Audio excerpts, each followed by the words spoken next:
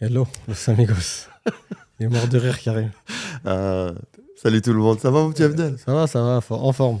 Je te sens un peu fatigué quand même. Ouais, fatigué, c'est toi qui m'as traîné au podcast pour une fois. Ça c'est vrai. En même temps, on a eu quand même une journée sympathique. Déjà, il est très tard. Les gens ne le savent peut-être pas, mais il est assez tard. Et ouais, on est debout depuis 4h20. ouais, 4h20. Et on a fait journée non-stop. Ouais, depuis... Ouais. Alors, toi qui as souvent tendance à me comparer à un antillais, pour le coup, moi c'est l'un ou l'autre. C'est soit c'est vrai, je peux être un antillais, un gros feignant, soit là pourtant on a fait une journée non-stop, 4h20, il est presque 21h. Ouais. Moi je suis une machine là. Là vraiment j'ai la patate. Bravo. C'est vrai, je te sens chaud. Moi, ça y est, je suis cuit là. Ouais, Comment dire, je suis cuit. Pourtant, j'ai fait une micro-sieste quand on est parti à Abu Dhabi ce matin, à l'ambassade d'Arabie Saoudite. Très sympathique. Ouais. Pas si sympathique que ça, mais bref, on vous expliquera pourquoi on s'est rendu là-bas, sur un autre podcast, je pense. Et du coup, la journée, elle a démarré. Et ça va, on va pas se plaindre. Franchement, la vie est belle. Normalement, la vie est belle. Et merci le café. Heureusement que ça existe. Et en plus, moi, je viens de me taper 3 heures de piscine. Et la piscine, ça fatigue. Bon, après, ça va, c'est pas l'océan, hein, la piscine. C'est vrai que ça fatigue un peu. Le bonbon de 7 ans, il faut jouer avec, il faut le jeter. Papa est fashion, mais ça va, je vois que 46 balais. C'est encore là, les bras? Ouais, je peux encore en avoir 2, hein, c'est pas un problème. Hein. C'est quoi, c'est un appel que tu lances là? C'est pas un appel. Déjà, pour avoir les enfants, il faut trouver la femme, déjà. Ouais, c'est pour ça que je te dis, c'est un appel que tu lances. Il y a peut-être. Un appel. Ça viendra tout seul, hein, entre guillemets. Je sais. Tranquille. Hein. Souvent, en plus, d'ailleurs, pour tout, hein, le taf, les femmes, souvent, ça sert à rien de chercher, parce que quand tu cherches, tu trouves pas. Ou alors, tu trouves mal, pour le coup. C'est mieux quand ça te tombe sur le coin de la figure, comme ça, à l'impromptu, ça se dit? Ouais, ça se dit. C'est validé, c'est bon. C'est validé, bon, c'est bon. Je pense que c'est mieux et ça te permet... Alors après, ouais, le plus dur là-dedans, c'est de gérer les émotions, justement. Ouais. Et en plus, on en parlait aussi dans la voiture, par rapport à l'immobilier, tu te rappelles, où tu me disais... chaque agent immobilier s'est fait des plans sur la comète quand il y a un bon deal qui arrive, tu commences à faire tes calculs et tout. Et gestion des émotions, au final, ça se fait pas, t'es déçu, c'est compliqué et ça pompe de l'énergie de fou. Ouais, c'est clair. Ouais, le coup de la calculatrice la nuit à 2h du matin, et t'es là, tu fais des calculs, des machins. Ça, c'est vrai que ça nous est tous arrivé, tous ceux qui ont bossé dans l'immobilier, je pense, ou dans d'autres choses, de manière générale, je pense qu'ils vont se retrouver. Ah, moi, je te tire mon chapeau, hein, sincèrement. Non, après, moi, sincèrement, c'est pas forcément un atout. Hein. C'est le temps qui a fait ça. Je l'ai plus du tout. Plus du tout. Je pense à ma com une fois qu'elle est dans mes mains. Non, c'est vrai.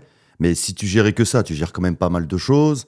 Ça demande pas mal d'énergie, il faut être franc. C'est pas forcément évident. Hein. C'est vrai que moi, pour l'instant, je suis un peu plus tranquille. J'aimerais d'ailleurs presque être un peu dans ta situation. Si tu veux qu'on échange, vamos. Je préfère quand même mon petit business. Il va mettre un peu plus de temps peut-être, mais une fois que ça va partir, normalement, là pour le coup, j'ai utilisé ma réflexion antillaise. Je me suis dit, pourquoi faire simple? Pourquoi faire compliqué alors qu'on peut faire simple? Ça va prendre un peu de temps, mais si ça marche bien, franchement, j'aurai un petit job en or quand même. Ouais, c'est clair, t'auras une petite... En plus, c'est marrant qu'on a... Aujourd'hui, on a été amené... Karim, il est venu avec moi pour la première fois dans un endroit qui est très connu, Amer Center. Je pense qu'on fera un podcast dédié à ça, justement à l'ouverture d'entreprises. Exactement. Et au visa, Et c'est vrai que, par contre, pour le coup, moi, je me plaignais, mais c'est vrai que Karim m'a rappelé, vu que c'était la première fois qu'il venait. Moi, je vais très souvent au DED Café de Jumeirah One. Magnifique. C'est pour que vous puissiez visualiser. C'est un endroit donc on fait plein de documents, des papiers, etc., des demandes d'Emirates ID, de visa, des ouvertures de société, mais dans un café. Exactement. Donc c'est super. On n'a pas ce truc, c'est pas austère. Tu vois, on n'est pas là avec. C'est vrai. On peut préciser aussi qu'il y a une certaine jante féminine aussi qui vient. C'est toi qui as remarqué. Moi, j'avais la tête dans le guidon dans les papiers. Oui, c'est vrai. C'est vrai que moi j'ai eu le temps de regarder un petit peu à gauche à droite. Entre les petites femmes émiraties très sympathiques, des Anglaises, j'ai vu des Anglaises, parce qu'on les reconnaît facilement. Et non, c'est le premier Amer. Alors, Amer, c'est l'organisme qui te permet, en fait, en gros, d'aller en direct créer tes papiers. Bon, très honnêtement, vaut mieux des fois passer par des professionnels. D'ailleurs, je pense qu'on invitera un jour Malik, qui fait partie aussi de l'application, qui lui connaît très très bien ça. Et c'est vrai que là, pour le coup, comment je pourrais dire ça? Ils vendent bien le truc. C'est tellement fashion, t'arrives, c'est tellement beau, tellement bien. Bon, il faut un petit peu les pousser quand même. Il faut les pousser un peu. C'est la planque. Ouais. On va pas se mentir. C'est vraiment le cliché du fonctionnaire, c'est la planque. C'est-à-dire, tu es en train de parler avec le mec, il voit sa collègue ou son pote passer, il se lève, il lui tape une bise. Après, globalement, ils sont gentils, mais c'est mou. C'est mou. On peut même aller plus loin. Pour ceux qui connaissent Astérix et Obélix, on a eu le droit aujourd'hui à ok, il te faut le papier Intel, vas-y, va voir mon collègue là-bas. Et c'est exactement ça, en fait. Non, c'est vrai sauf que, contrairement à Astérix, c'est tellement fait avec, avec respect, avec douceur. Ça passe comme une lettre à la poste. Le pire, c'est que les mecs, t'as vu, les mecs, ils me connaissent en plus. Et ouais. Et malgré ça, donc ils savent ce que je veux, ils me connaissent, mais ils m'ont quand même envoyé à gauche, à droite. Mais à force, je le prends même plus mal. C'est devenu... ça fait partie du truc, quoi. Ils sont tellement avenants et gentils que c'est vrai que le peuple émirati, pour le coup, ça aussi, ça mériterait un podcast, parce que je pense qu'il y a beaucoup de gens qui ont des a priori. T'as la nouvelle génération, c'est vrai, c'est comme en France, je pense que c'est comme dans beaucoup de pays. Mais c'est vrai que les Émiratis, ils ont vraiment ce truc. J'ai jamais rencontré pour l'instant, entre guillemets, un Émirati nerveux, quoi. Tu le jettes en Algérie, je pense qu'il doit se dire. Ou même en France, tu le mets à Nanterre, s'il te plaît. Il va se dire, mais ça existe, ça? Chez nous, on n'est pas comme ça, tu veux dire. Ils sont tellement. C'est un autre mode de vie. Après, ça ne veut pas forcément dire qu'il y a que des gens bien. Tu vois, c'est comme partout. Où il y a de l'humain, il y a des choses positives et négatives. Mais globalement, en tout cas, c'est clair que ce n'est pas des nerveux. C'est pas là, de manière générale, c'est pas à Dubaï que tu vas t'embrouiller. Ah non, vaut mieux pas déjà. Ouais. Et c'est vrai que les Anglais, excusez-moi de vous tacler un peu les Anglais, mais c'est vrai qu'eux sont un peu plus chauds que la moyenne. Mais quand tu vois par exemple la communauté pakistanaise, indienne qui est énorme, combien de fois on rigolait, tu dis tu vas à Dera à 23h. Non, c'est safe. Pakistanais un peu nerveux quand même. Mais, un petit peu, c'est vrai. Mais ouais, ils ont beau être nerveux, globalement ça reste safe. C'est vrai que même quand tu vas à Dera, tu vas à Bourdouba et tous ces anciens coins, tu as des petites ruelles. Dans beaucoup de pays, ça serait genre un peu une ruelle mal famée où même pas, ça sentirait juste la pisse et tout, tu vois. Ouais. Il n'y a rien. C'est-à-dire, à première vue, ça paraît glauque.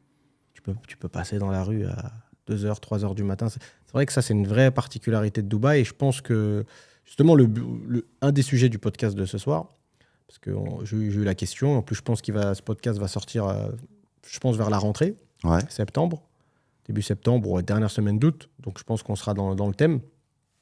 C'est comment on voit la rentrée et comment on voit l'avenir de Dubaï de manière générale, que ce soit dans l'immobilier ou au sens plus large. Exactement. Moi, je vais plus rester sur le côté immobilier. Toi, tu rencontres via ton application, tu vois des gens d'un peu partout, donc tu vas pouvoir avoir un avis plus général, on va dire, plus global. Exactement.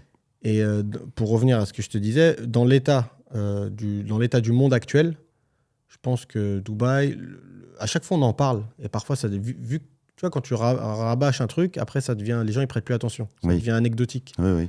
Mais une ville aussi safe, et dans le monde dans lequel on est actuellement, ça va valoir les gens, même les gens qui n'aiment pas Dubaï, à l'heure où je te parle, en tout cas s'ils ont les moyens, pour certains ils vont venir. Ils vont venir parce qu'au bout d'un moment, la sécurité, t'as beau pas aimer je sais pas, la culture du pays ou peu importe, au bout d'un moment, ce que tu places surtout si tu as des enfants, ce que tu places en tête, c'est la sécurité. Sincèrement, moi, j'ai pas honte de le dire, c'est prodigieux.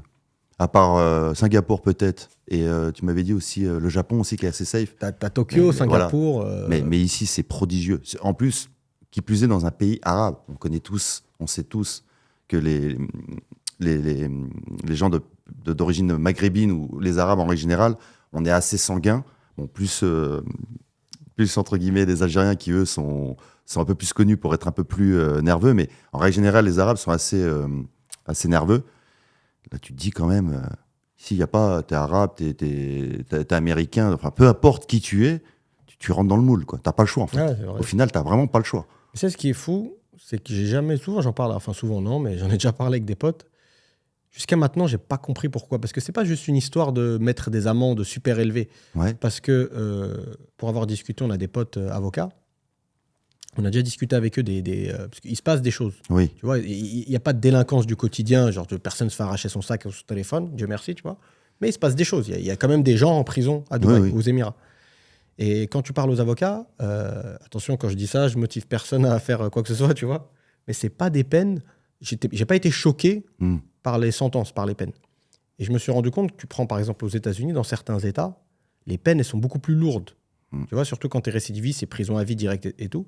Ça n'empêche que l'Amérique, c'est l'un des pays les plus violents au monde. Je crois que c'est le pays qui a le plus de...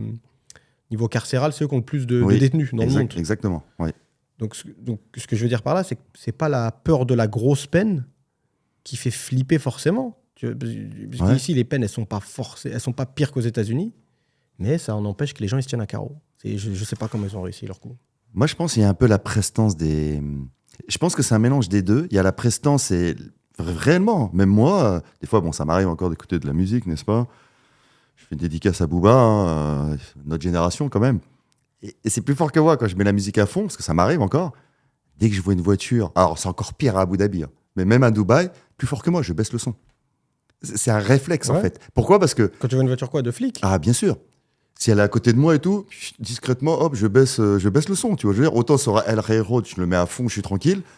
Mais dès que je suis en ville et que je les vois, direct, je baisse. Et ce qui est marrant, c'est que je trouve qu'ils ont une tête qui fait peur, pour le coup. Mais quand ils t'arrêtent, et ça, c'est une grosse différence avec la France. Quand ils t'arrêtent, bah, si tu restes cool, ils vont être cool. Par contre, ce qui est génial, c'est que si tu commences à t'enflammer, comme ça peut arriver malheureusement en France, c'est pas la France, quoi. Ils vont te calmer, mais vitesse grand V, tu vois ce que je veux dire ? Et moi, c'est ça qui m'épate le plus. Il y a ce côté où ils te font peur, et quand ils t'arrêtent, il y a le côté très gentil. Tu vois, tu lui dis, limite, si tu parles bien, il va te laisser partir. Pourquoi toi, ils te font peur ? Parce qu'on va pas se mentir, en tout cas physiquement, ils sont pas plus effrayants qu'au Brésil, aux États-Unis. Franchement, après, c'est pas... Moi, je trouve qu'ils ont une certaine prestance. Je te jure que c'est vrai. Alors, est-ce que c'est le fait que les véhicules, par exemple, ils ont des gros véhicules, c'est du Patrol, tu veux dire, c'est des grosses caisses. Est-ce que même comment ça s'appelle, l'uniforme, vert kaki, ça fait penser à l'armée. Militaire, mais c'est pas non plus, tu te sens pas en Russie ou en Tchétchénie, ça va, tu vois. Non, après, c'est moi, vrai. pour être honnête, je fais même pas attention. Je fais pas gaffe. Mais toi, tu les trouves impressionnants, du coup ? Moi, franchement, ouais, depuis le début, depuis que je suis ici, en plus, bon, j'ai déjà eu une petite altercation avec un policier à Abu Dhabi, à la frontière, entre Abu Dhabi et Dubaï. J'ai su que ça allait mal se passer dès le début. Et ce qui est marrant, c'est que je suis revenu à la charge quand même, avec mon ex-femme à l'époque, entre guillemets. Et ce qui est marrant, c'est qu'il m'a allumé devant elle. Et ce qui est fort, c'est que tu sais comment c'est chez nous, les Arabes. En général, quand il y a une femme à côté, déjà, tu fais attention comment tu parles. Et il m'avait vraiment pourri, quoi. Et ce qui est fort, c'est qu'il m'a pas envoyé l'amende. Et j'avais senti dès le début qu'il était de mauvaise humeur. Bon, après, je faisais des doigts sur la route quand même pour dire, s'il te plaît, j'ai rien fait de spécial. Je lui ai dit la vérité, machin. Il était énervé. Ben, même là, j'étais surpris que j'avais quand même le sentiment, je me suis dit peut-être qu'il va rentrer chez lui, il va se dire, quand même, je lui ai mal parlé devant sa femme ou devant la fille.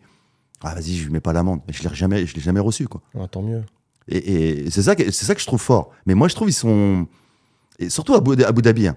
Abu Dhabi, vraiment, bah, attention, on y a été tout à l'heure, on en parlait en plus sur la route. C'est vrai que les mecs sont partis pour faire 0 mort.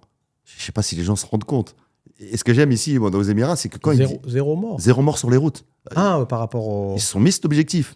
Et moi, je sais très bien que j'ai vécu le Covid à Abu Dhabi. Ah, c'est une ville beaucoup plus stricte que Dubaï. Je me dis que les mecs, s'ils ont ça en tête, ils ont même changé les radars pour voir si, limite, tu fumes une clope ou tu manges au volant. Je me dis que c'est ça qui est fort ici, c'est qu'ils arrivent, ils sont impressionnants dans leur prise de décision, dans les moyens qu'ils mettent pour atteindre leur objectif et pour atteindre leur objectif. Et donc, tu sais que ça rigole pas, en fait. C'est un peu plus cool, entre guillemets. Sharjah aussi est un peu... je pense qu'il faut faire beaucoup plus attention aussi à Sharjah. Je pense. Non, tu fais plus attention sur le côté religieux. Tu as plus de normes religieuses en vigueur. Après, non, il se passe des choses à Sharjah. Ouais, si. Après, c'est pas... Oui, ça reste... C'est tellement une échelle différente, mais c'est pas non plus le monde des bisounours. Non, bien sûr. Encore une fois, la délinquance, c'est quoi qui gêne les gens ? C'est la délinquance de tous les jours. Là, j'étais en vacances, j'ai fait des vlogs d'ailleurs. J'étais en vacances à Marbella, dans le sud de l'Espagne. C'est une ville qui est connue pour sa... Pas que, mais qui est connue en partie pour sa criminalité. Ah ouais ? Ouais, bien sûr. Il y a je ne sais combien de mafias reconnues qui sont plus ou moins implantées sur place. Mais vu que c'est de l'entre guillemets, je ne fais pas l'apologie de ça, mais vu que c'est du grand banditisme ou de l'autre criminalité, il n'y a pas de délinquance de tous les jours. Voilà. Les gens, ils t'emmerdent pas. Dans la rue ou au supermarché, c'est monsieur et madame tout le monde. Peut-être le mec, c'est un parrain de la mafia mexicaine, je sais pas. Ouais. Mais il n'y a rien, il y a du civisme. Ouais, et ce qui gêne les gens, c'est le manque de civisme. Et c'est ça le problème. La France est devenue la sauvagerie. C'est ça qui gêne les gens. Tu vois, c'est vrai. C'est la sauvagerie. C'est les trucs, il n'y a plus de respect, etc. Mais en tout cas, franchement, dites-nous dans les commentaires, même ceux qui ne connaissent pas forcément bien Dubaï, avec les données qu'on vous a expliquées, comment vous arrivez à comprendre ce taux de criminalité aussi bas. Et le fait que j'avais lu un article, la dernière voiture qui a été volée à Dubaï, ça remonte à 30 ans. Mais non. Ouais, à 30 ans.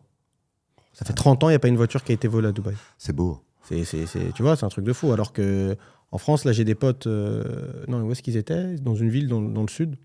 Je crois que c'est Cannes-sur-Mer, un truc comme ça. Oh là là. Ils se sont arrêtés vite fait pour, je sais pas, prendre mon pote. Il est parti prendre des barbes à papa, des conneries pour ses filles et tout, tu vois. Il a laissé sa sacoche à l'arrière de la voiture. Boum, il est revenu. Vite pété. Sacoche embarquée. C'est vrai que c'est incroyable. Tu vois. Après, on va pas non plus en faire des tonnes. C'est pas... Ça tire pas à tous les coins de rue en France, mais c'est relou quand même. Ah, franchement, moi en 4 ans, là, je suis tout d'ici. Franchement, quand même, il y a de plus en plus de faits divers quand même. Tu te dis quand même. Là, j'ai encore vu un récemment, je crois que c'est Enzo, 15 ans de mémoire. Lui, pareil, il s'est fait lyncher. Enfin, tu te dis quand même, c'est fou. Hein.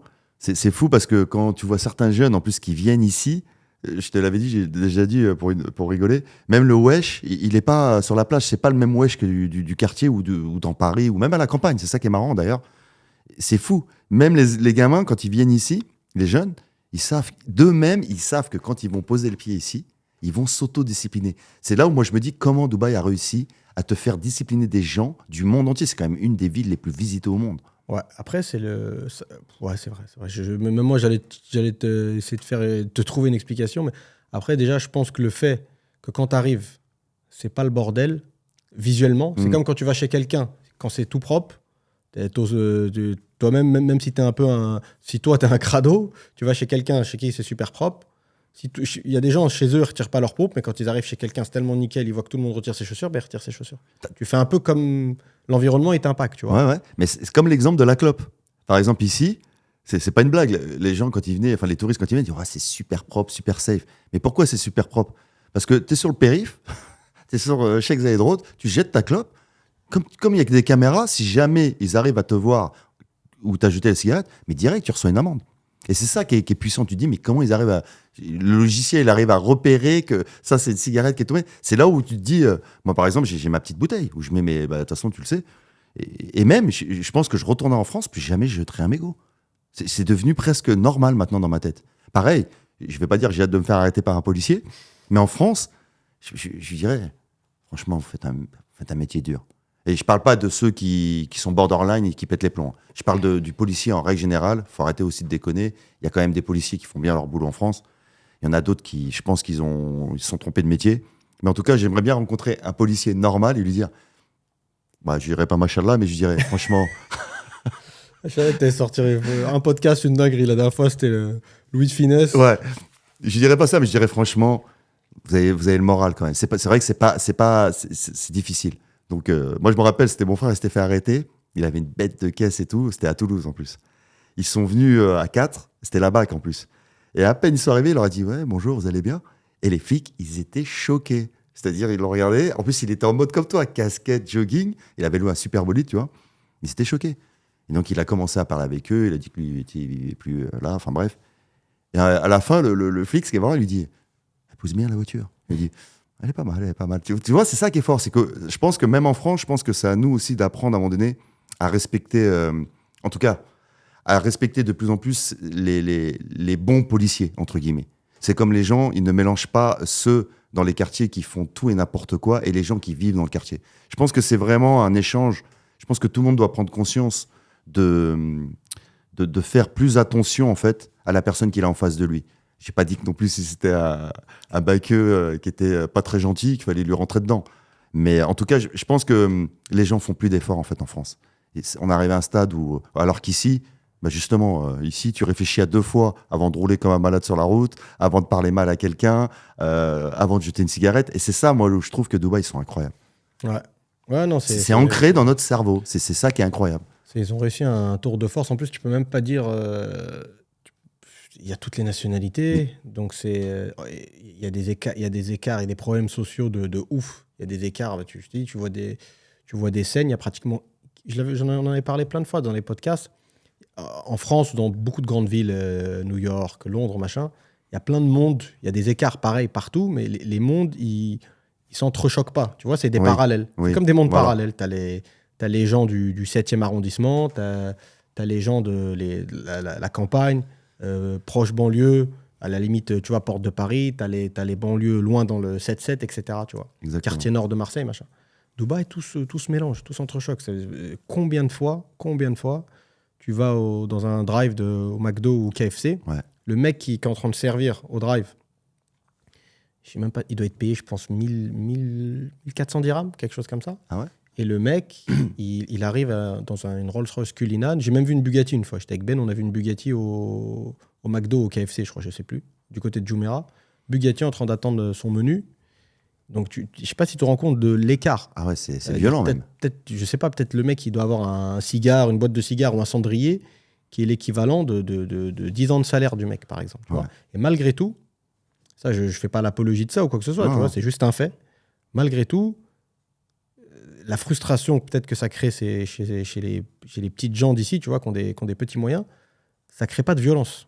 Après, ce qu'il faut préciser... Ils ne font pas justice eux-mêmes, ils ne sont pas là, regarde ce bâtard, il a ça, ça c'est vrai. Je vais aller au moins lui prendre sa montre ou faire un truc. Non, ça c'est vrai. Après, il faut aussi préciser que les gens qui viennent ici, entre autres pakistanais, indiens, ainsi de suite, ils gagnent 5, 6, 7 fois le salaire qu'ils ont là-bas. Donc, ça fait penser beaucoup à nos parents quand ils sont venus en France pour, entre guillemets, reconstruire, entre guillemets, la France, déjà, et qui envoyaient aussi de l'argent là-bas à la famille. Donc, il y a peut-être aussi ça, le fait de se dire que derrière ces 1400 dirhams, il gagnerait peut-être que 140 dirhams là-bas. Il arrive quand même à faire vivre sa famille, à élever, entre guillemets, peut-être mettre les enfants à l'école. Donc, mine de rien, à élever socialement aussi dans son pays sa famille. Et ça, par contre, c'est vrai que les Français, ils ont du mal à le comprendre. De toute façon, tu vois souvent les commentaires négatifs sur Dubaï de manière générale ou sur ne serait-ce des vidéos YouTube ou peu importe. C'est souvent ça qui revient. Pays esclavagisme, machin, etc. Il y a encore, je pense, du chemin pour, entre guillemets, les acquis sociaux. Mais, nous qui sommes là tous les jours et on n'est pas milliardaires, on n'a pas perdu notre cœur, on reste les mêmes, tu vois. Moi, je peux te le dire, je vois, il y a beaucoup de gens, ils ont upgrade leur vie. Il faut savoir que des gens, c'est une autre façon de penser, c'est un autre monde. Ça ne veut pas dire que c'est des sous-hommes, ou c'est vraiment pas ce que je veux dire, tu vois. Mais on a, déjà par exemple, pour avoir déjà discuté avec des mecs, même des mecs sur des chantiers, nous on parlait avec tout le monde, c'est normal. Des gens, déjà, la vie en communauté, ils ne l'aperçoivent pas pareil. Ça veut dire, tu vois des images, des mecs, ils sont à 6 dans une chambre. Attention, je ne te dis pas que c'est bien. L'idéal, ça serait qu'ils aient 100 mètres carrés, les mecs. Tu vois. Mais ils ne le vivent pas de la même façon parce qu'ils ont grandi comme ça, même dans leur pays. Après, on va peut-être se manger des commentaires négatifs. Moi, je vous dis, comme d'hab, tous les retours, c'est des retours terrain. Je n'invente pas ça de ma tête. J'ai parlé avec des gens. J'ai pas de caméra, j'ai rien. Les gens, ils n'avaient aucune raison de me mentir. On tape la discute, même les livreurs qui viennent livrer la bouffe et tout. Combien de fois je discute 2-3 minutes avec le mec et tout. Tu viens d'où, quoi de neuf et tout, c'est quoi, ça raconte quoi. Et c'est pas si morose que ça. C'est pas Las Vegas, mais il y a des gens qui ont une vie très difficile. J'ai envie de te dire, comme partout, malheureusement. Exactement. Tu vois. On n'est pas en train de dire que Dubaï, de ce côté-là, est magnifique. Non, il y a des gros progrès à faire. Ça, c'est indéniable. Mais c'est vrai qu'on n'est pas dans leur situation. Je ne vais pas dire que nous on a une mentalité française. C'est comme si un Français, demain, il vient ici, le SMIC, il est à 1400, il gagne 14 000. Et tu as des gens, ils vont le regarder, on dira, le pauvre. Mais c'est 10 fois son salaire en France, quoi. Et après, oui, c'est vrai qu'on peut toujours améliorer les choses. Mais malheureusement, j'ai envie de te dire, même dans mon propre pays que j'aime à la folie, mes origines aussi, l'Algérie, à choisir tout de suite, là, maintenant, où vivre dans un de ces 3 pays, je préfère quand même rester ici. Je préfère rester ici et gagner 10 000 dirhams, ce qui équivaut à peu près à 2 500 €, qu'aller en France et gagner 4 000. Pourquoi ? Parce que ces 2 500-là, ça va me permettre de vivre, c'est vrai, enfin 10 000 dirhams, mais surtout, j'ai pas de questions à me poser. Je vais pas me dire, je vais me faire agresser, il va se passer ci, il va se passer ça. On en parlait en plus dans la voiture tout à l'heure. On a remarqué, toi qui es parti en plus en Europe, mine de rien, même l'alimentaire le coût de la vie, justement, a augmenté plus en Europe qu'ici. Ça, c'est un vrai débat. Je te dis, franchement, hormis la scolarité et peut-être les activités sportives, et encore, parce qu'en vrai, en France, tout est payant. Nous, on a l'impression que c'est pas payant, mais parce qu'il y a beaucoup de choses qui sont subventionnées.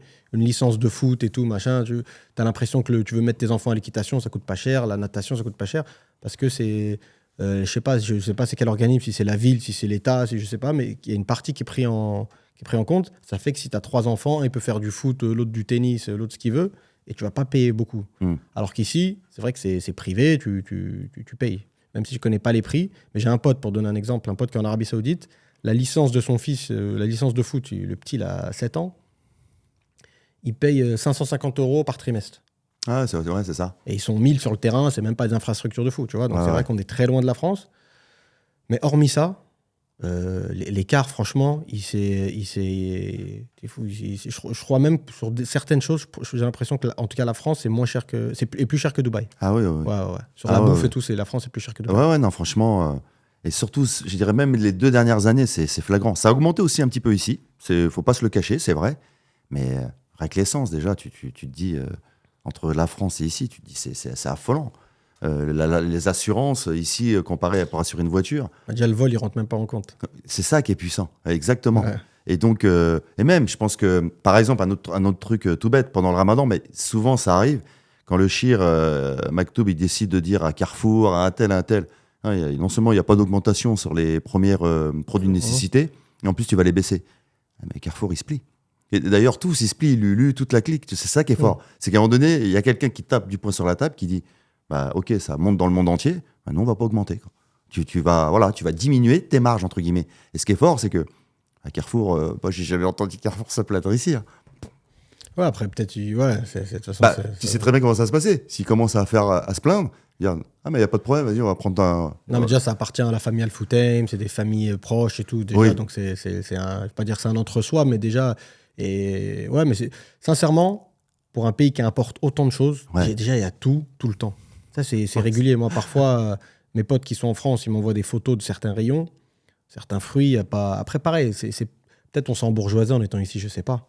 C'est peut-être pas grave en soi d'aller dans les rayons et il n'y a pas tous les fruits de la planète, mais en tout cas, Dubaï, tu vas même dans la plus petite épicerie ou mini-market gauche à droite, ça, c'est vrai. Rien qu'une station essence. Je vous invite à aller dans une station essence à Dubaï et regarder tout ce qu'il y a en jus, en jus de fruits pressés. Ça, c'est vrai. Tu vois. Non, c'est vrai. Non, il y a du level. Et je te dis, niveau coût de la vie, l'Europe, ça commence à devenir la cata. Pour rebondir, si, par exemple, dans ton cas, à l'immobilier, que ce soit à l'achat ou à la location, c'est vrai que là, pour le coup, ça a augmenté aussi. Alors, comparé au prix au franc, je pourrais pas dire. Moi, j'ai pas assez de compétences là-dessus. Mais c'est vrai que là, pour le coup, ça a augmenté. Est-ce que c'est plus que la France ou pas ? Là, c'est plus à toi de m'aiguiller. Après, moi, je suis pas le spécialiste de l'immobilier en France. Mais t'as une petite expérience quand même. Ouais, un minimum, mais dans des zones bien précises. Oui, tu vois, je pourrais pas te dire au niveau global, parce que ça varie, tu vois, ça varie. Parfois, j'ai des potes à moi, ils font des coups, je suis étonné. Potes à moi, ils achètent dans des petits patelins paumés, des trucs, des terrains, qu'ils arrivent à construire des baraques. Après, ils divisent les lots. C'est un peu technique, hein. C'est pas à la portée de monsieur et madame tout le monde. Mais ils s'en sortent bien. Pour l'IMO, je te parle. Après, là, ils annoncent une crise en France. Je pense pas non plus que ça va être la dégringolade, genre 30-40%, ça va pas être les soldes, j'imagine, non ? Dites-nous encore une fois dans les commentaires à participer, ça fait toujours plaisir. On vous lit attentivement. Notamment parce que les taux d'intérêt sont remontés, beaucoup de dossiers de crédit sont rejetés. Ah ouais ? Ouais, ça énormément. Les primo-accédants, là, je pense qu'ils vont galérer en France. Énormément de crédits sont plus acceptés. Donc là, en gros, c'est la classe moyenne qui va manger, quoi. Ouais, non, mais de toute façon, de manière générale, en France, c'est toujours eux qui mangent. La classe moyenne, et je pense que le but, c'est qu'elle disparaisse. Je pense que, de manière générale, dans beaucoup de pays dans le monde, l'élite, c'est même pas dans un délire complotiste. Si tu as un cerveau, au bout d'un moment, et tu analyses un petit peu ce qui se passe, ils veulent un monde où tu as ceux qui sont tout en haut, ceux qui sont tout en bas, des mecs qui arrivent à graviter autour. Si tu es proche d'une grande ville, tu es un démerdard, tu arriveras toujours un peu... Ouais. Tu bricoles, tu fais Uber Eats, tu fais ci, tu fais ça, tu te démerdes, tu vis. Tu vois, le hustler, comme on dit, tu vois. Mais c'est ça, en fait. C'est ça, c'est le tout en haut, tout en bas, et au milieu... en gros, ceux tout en bas, ils servent ceux qui sont tout en haut, et après, c'est à toi dans quel camp tu vas tomber, quoi. C'est fou, donc cette fameuse classe moyenne qu'on peut retrouver en France, mais dans le monde entier, elle avait un réel équilibre, entre guillemets, entre le monde des riches et le monde des pauvres, en fait, au final. Après, je suis pas un économiste, mais je pense que c'est une classe moyenne qui fait qu'un pays marche sur ses deux jambes, tu vois. Ouais, je pense aussi. C'est la classe moyenne c'est la colonne vertébrale du pays. Voilà, exactement. Je pense aussi, ouais, exactement. Et si on doit faire un parallèle avec Dubaï, il y a un truc que j'ai vraiment remarqué. C'est pour ça que vous achetiez ou pas, les gars, nous on vous parle normal, hein, on n'est pas là, tu vois. On dit vraiment ce qu'on pense. Je suis le premier parfois à être sceptique sur certaines choses concernant Dubaï, concernant certains quartiers, etc. Mais plus on avance dans le temps, plus je pense que je m'en fais vraiment pas pour Dubaï, même je m'en fais vraiment pas pour la région. Oui, Middle East, tu peux mettre tout le Middle East, c'est clair et net. Parce qu'il y a un phénomène qu'on ne voyait pas avant. Il y a 2 phénomènes. Moi, je vais vous dire comment j'ai établi ma réflexion, comment j'en suis arrivé à cette conclusion. 2 phénomènes. Premier phénomène, beaucoup d'expats se projettent sur Dubaï sur du très long terme. Avant, il y avait toujours, moi compris, ouais, bah c'est comme limite un abonnement, une salle de sport. Tu rempiles pour 1 an, tu repars pour aller 2 ans, mais tu n'arrives pas vraiment à te projeter loin. Machin. Et peu importe des pays. Hein. J'ai des potes à moi qui viennent d'Australie. C'est loin pour le coup. Et ils prévoyaient, tu vois, ils se disent, bon, ils font leurs calculs, Excel, machin, truc. Je mets tant de côté. Une fois qu'on arrive à ça, on repart là. Regarde que quand ils checkent l'immobilier, c'est que de l'immobilier dans leur pays d'origine, machin. Maintenant, la tendance, ça s'est inversée. Je ne sais pas si c'est le Covid, je ne sais pas ce qui s'est passé. C'est les vases communicants. C'est-à-dire, vu que c'est la merde dans beaucoup de pays, ben Dubaï, les gens, ils comparent, en fait. Ah ouais. Les gens, ils comparent. Et alors, plus après, tu as la géopolitique. Beaucoup de Libanais qui ne se voient plus rentrer au Liban. Ouais. Syriens, pareil. Tu vas voir qui d'autre. Il y a beaucoup de gens. Il y a une grosse vague d'Algériens qui est arrivée. Algériens du bled. Ils étaient assez peu présents. Une grosse vague. Je ne sais pas si c'est la télé-réalité qu'ils ont fait, les Algériens à Dubaï, mais il y a beaucoup d'Algériens maintenant. Ah ouais. C'est une petite parenthèse. Mais ouais, pour finir mon raisonnement rapidos, c'est, je te disais, donc les expats qui se projettent, qui achètent des maisons, qui se scolarisent leurs gosses, qui font des gosses, tu vois. Et il y a ça. Et surtout, l'arrivée, tranquillement, sans faire de bruit, l'arrivée, je pense, d'une vraie classe moyenne indienne. Ouais. D'une vraie classe moyenne indienne. On le voit. Et là, je suis sûr qu'il y a des gens, ils ont plein de préjugés. Pour eux, les Indiens de Dubaï, c'est les petits Indiens qui galèrent, les pauvres sur le chantier, etc. Franchement, vous êtes à l'ouest. Il y a toujours eu la grosse élite indienne blindée. Là, pour vous donner vite fait une idée, désolé, je monopolise un peu la parole. Vas-y, au contraire, c'est intéressant. Il n'y a pas longtemps, on visitait des bureaux pour un client qui souhaite acheter des bureaux. D'ailleurs, n'hésitez pas à nous contacter. Une petite parenthèse de vrais vendeurs, là, pour le coup. L'immobilier commercial, il n'y a pas assez de gens que je trouve qui se penchent dessus. Il n'y a pas de plan de paiement, etc. Mais c'est un super coup. D'accord. On pourra faire pareil en détail un jour, vraiment expliquer. Bref. J'ai visité 6 bureaux. Sur les 6 bureaux, les propriétaires, les 6 étaient indiens. C'est une petite statistique bidon, hein, mais ça en dit long. Et je peux vous assurer que vous allez dans plein de tours à Business Bay, GLT, les zones où il y a beaucoup de bureaux, des étages complets appartiennent à des Indiens. Et bon, bref, voilà, il y a toujours eu les gros blindés indiens à Dubaï, qui sont, tu vas dans des quartiers comme Emirates Hills, ils sont en place, et c'est eux qui ont les plus grosses baraques pratiquement. Mais maintenant, tu vois une vraie classe moyenne indienne. Et comment tu vois ça ? Tu vois, c'est comme à l'ancienne regroupement familial qu'il y a eu en France. C'est l'Indien qui est venu tout seul, c'est ça. L'ingénieur ou le mec qui bosse dans l'IT ou le mec qui bosse dans un autre domaine, un employé un cadre, tu vois, qui a gravi les échelons, qui a travaillé. C'est des bosseurs. Il la ferme, il s'en fout d'être en coloc à plein, il vient avec sa gamelle, il fait attention à ses sous. Petit à petit, il augmente les échelons. Hop, il fait venir sa femme. Hop, ils font un enfant. Alors peut-être ils en avaient déjà un, mais qui était encore au pays. Ouais, exactement. Hop, et maintenant, je suis dans les bouchons, sur Sherzade Road, je regarde à gauche, à droite. Ah ouais, c'est vrai. Beaucoup d'Indiens, principalement des Indiens. Il y en a toujours eu, mais je trouve qu'il y en a encore plus qu'avant. Et en famille. En famille avec des voitures. Ouais, ça c'est vrai. C'était pas le cas avant. Et tu vois qu'ils accèdent. Tu vas dans les malls, tu les vois de plus en plus. Tu vas chez Ikea, tu les vois. Tu vas dans les magasins d'électroménager, dans les magasins de vêtements, dans les restaurants non indiens. C'est un détail, mais tu vas dans des restaurants libanais, certaines chichas. Tu vois des groupes d'Indiens. Un Indien avec sa femme et un couple d'amis. Tu vois ? Et les gens, ils se rendent peut-être pas compte.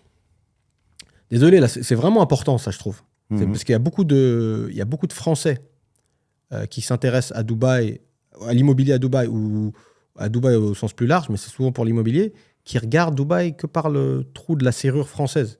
Je vous le redis, on l'avait déjà dit, si tous les Français, nous compris, partent de Dubaï demain, ça va impacter en rien du tout le marché de l'immobilier.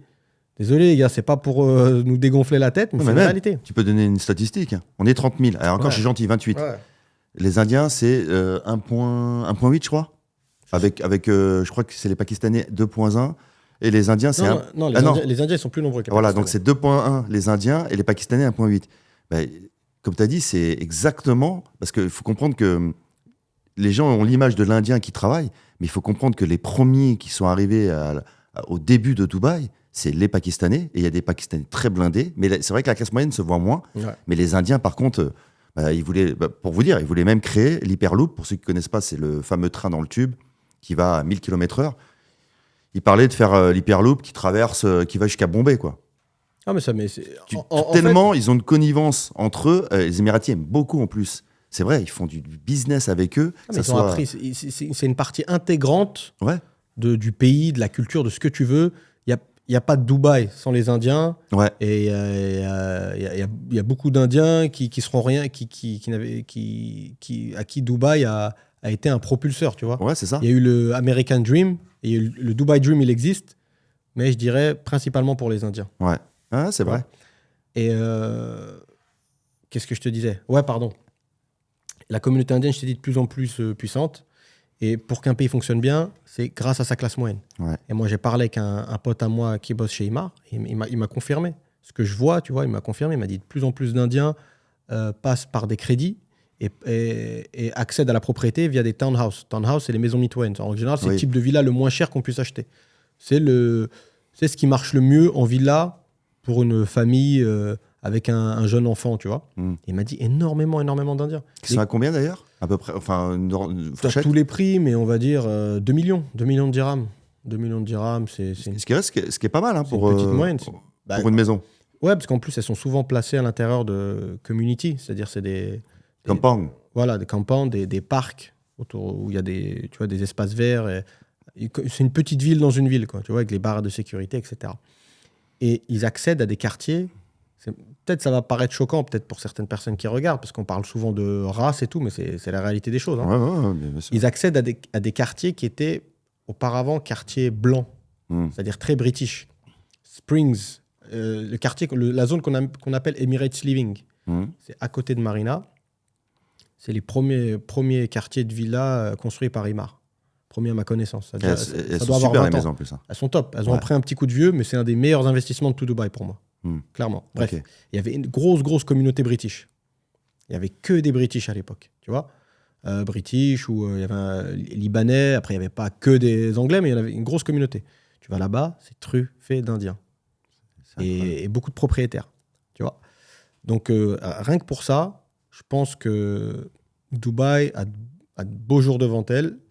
Et en fait, je sais même pas, la dernière fois, je réfléchissais à ça. Il n'y a même pas d'équivalent pour l'Europe ou pour la France. Tu peux même pas dire Dubaï, c'est un peu ce que Marrakech représente pour les Français. Dubaï, c'est ce que tu vois, les Indiens, ils voient Dubaï de la même façon. C'est pas ça. Dubaï, c'est limite une extraction de l'Inde pour eux. Ouais, exactement. Tu vois ? Donc c'est l'Inde. Moi, souvent, je le dis, Dubaï est unique. L'Arabie Saoudite va cartonner, on le sait tous. L'Égypte est en train d'avancer, alors plus lentement, entre guillemets, que l'Arabie Saoudite ou que dans le Middle East. Mais ils veulent mettre en plus un pont entre l'Égypte, mais vraiment construire un pont entre l'Égypte et l'Arabie Saoudite. Mais Dubaï restera unique quoi qu'il arrive, en fait. Pour moi, ça a été le déclencheur il y a 52 ans aujourd'hui. Peut-être un petit peu moins parce que ça a commencé vraiment en 90, je crois, de mémoire. C'est ça ? Pour moi, Dubaï restera toujours Dubaï. C'est une ville qui restera précurseur, c'est comme ça qu'on dit ? D'un nouveau modèle économique, d'un nouveau modèle de vie où, je ne vais pas dire que tout est parfait, mais en tout cas où ils ont misé beaucoup sur la sécurité, beaucoup sur open bar, entre guillemets, sur le fait de pouvoir immigrer, parce que de toute façon, ils sont que 900 000 locaux. C'est ça qui est fort, c'est que ils n'ont pas eu de préjugés dans l'ouverture du pays. Alors, c'est vrai qu'ils ont ciblé au début, c'est vrai. Mais comme dirait mon frère, maintenant, l'économie est mature. Ils ont appris beaucoup ces dernières années, même dans les constructions. Au tout début, il y a 30 ans. Et aujourd'hui, ça n'a plus rien à voir. Les normes ne sont pas les mêmes. Voilà, exactement. Non, ils sont en constante évolution. Et d'ailleurs, ma fille qui est là en vacances, elle me chambre parce que à chaque fois qu'elle vient ici, je lui parle des ponts qu'ils construisent. Elle me dit, mais papa, à chaque fois, tu dis... T'as une fixette sur les ponts. Je dis, mais regarde, il y a encore un pont qui se construit là, encore là. C'est abusé. C'est fou comment ils se disent, bon, embouteillage là-bas, ok. Qu'est-ce qu'on peut faire des ponts ? Mais c'est phénoménal. Réactivité à toute épreuve. Ouais. En fait, c'est extraordinaire. Moi, je trouve c'est incroyable. Ce côté action-réaction. Et puis, c'est pas action-réaction, et c'est les moyens, quoi. Tu te dis... Surtout, c'est encore mieux que ça. Enfin, non, déjà, t'as raison. mais c'est le follow-up. C'est-à-dire, tu vois, il y a un truc, surtout dans les monarchies, genre, il y a un truc de cours un peu. Genre, telle personne a fait tel projet, il est pressé de le montrer à l'inauguration. Tu sais, quand le cheikh il arrive, tu vois que le mec, il est tout excité. Ouais, c'est vrai. Mais c'est pas juste un effet d'image et d'annonce. Et après, une fois que le cheikh il se barre, le truc il repart, tu repasses 4 mois après, c'est devenu. Exactement. Non, il y a un vrai. Les trucs qui sont repeints régulièrement. Non, c'est pas. Il y a eu une tempête il y a pas longtemps. D'ailleurs, on est passé à travers. On est vraiment pas. Bah, d'ailleurs, c'était samedi de mémoire. Le jour, on a été. À Sharjah, c'était la merde, et nous, on a été le lendemain à Sharjah. Ouais, exactement. On a été à Sharjah un dimanche, je crois. Et j'ai vu sur Instagram. Et c'est abusé, quoi. Quelques heures après la tempête qui est passée, ils étaient déjà en train de tout réparer. Tu vois, les mecs, ils plantaient des palmiers, des trucs. Ils nettoyaient. Non, c'est affolant. La réactivité qu'ils ont, franchement, c'est incroyable. Encore une fois, on l'a dit plein de fois, on n'est pas des ambassadeurs de Dubaï dans le monde. On n'est pas payé par le gouvernement, dommage. Mais nous, on s'en fout que les gens ils n'aiment pas Dubaï. Je vais te dire. Mais au moins qu'ils n'aiment pas la ville pour les bonnes raisons. Et moi, je me rends compte, il y a plein de gens, ils n'aiment pas Dubaï. Chose que je peux comprendre, encore une fois, mais pour les mauvaises raisons. Ah, moi, je vais aller plus loin. Il y en a, ils n'aiment pas Dubaï parce qu'ils ont entendu ceci ou cela. Yeah, voilà. En fait, ils n'ont pas cette... Il faut être honnête, beaucoup les influenceurs qui ont, pour moi, pas forcément... Et là encore, Dubaï a ouvert, tranquille. Eux, à partir du moment où ça faisait de la pub, c'était bien. Mais au final, je m'aperçois qu'au moins, il y a des clients qui viennent, ils disent, mais... Il y en a carrément, ils me disaient, je pensais que c'était l'Arabie Saoudite. Quand ils voient la propreté, la sécurité, la gentillesse, entre guillemets, des gens en règle générale, ils disent, mais moi, je ne voyais pas ça comme ça. Et c'est ça qui est fort, c'est que moi, ça ne me dérange pas que tu détestes Dubaï. Ouais, bien sûr. Mais dans ces cas-là, pour détester quelque chose, viens voir. Par toi-même. Ouais, fais-toi ton propre avis. Ouais. Voilà, il faut se faire au moins son propre avis. C'est pas fait pour tout le monde aussi, Dubaï. Ouais, non, encore heureux. Tout comme les États-Unis. Moi, personnellement, j'irai jamais habiter là-bas. Alors, on me dit que la Floride, Miami, c'est un peu mieux et tout. Moi, à partir du moment où j'ai goûté au côté safe ici, franchement, j'aurais du mal, c'est triste à dire, mais j'aurais du mal à aller vivre ailleurs. Ce côté safe, pour moi, ça te change la vie. Quand tu as des enfants, tu sais que... Ah, mais ici, c'est pas alerte enlèvement au bout de 24 heures. Moi, je vais raconter une anecdote parce que celle-là, à chaque fois, j'aime bien la raconter, mais c'est vrai, c'est fou. Mon fils était parti dans un mall et il perd son doudou. Donc, pour chaque parent qui connaît c'est quoi un doudou, je peux te jurer que si jamais le doudou l'est perdu, c'est la merde. Ah, pendant une semaine, ça peut être une grosse problématique. Il va falloir l'endormir et il va pleurer et tout. Et mon ex-femme, donc, elle en parle à un gardien. Entre-temps, elle me contacte, elle me dit, Karim, il faut en commander un autre sur Amazon, qu'il arrive vite. C'est vrai qu'ici, Amazon aussi, pareil. C'est pas 10 jours. C'est des limites dans les 24 heures, le doudou arrive. Et ils sont pas forts, les mecs. Ils disent, OK, t'as une photo? Ouais. Donc, moi, entre-temps, j'avais retrouvé sur Amazon, j'y envoie. Le mec, il est à l'entrée. De l'entrée, il l'envoie au PC sécurité. Il lui demande à quelle heure tu t'es garé. Donc, elle lui dit, je sais plus quelle heure, je crois 16h30. Et les mecs, ils sont remontés dans le temps, c'est le cas de le dire. 16h30, ils ont retrouvé le doudou, s'il te plaît. Non, mais c'est un délire. C'est-à-dire, tu dis ça en France à n'importe quel videur ou gardien à Carrefour, à dire, s'il te plaît, va acheter un doudou à 20 euros. Là. Il me casse pas la tête. Ici, non. Le mec, c'est comme s'ils étaient en mission, les mecs. Mais ils l'ont retrouvé, c'est pas au bout de 24 heures. Hein. Dans l'heure qui a suivi, elle a eu le temps presque limite de faire ses courses. Et il était en fait caché à un endroit avec la caméra. En fait, ils les ont suivis et ils ont vu qu'il est tombé à un instant T. Ils ont vu le mec, il y a un mec, il l'a pris et il l'a mis sur le côté.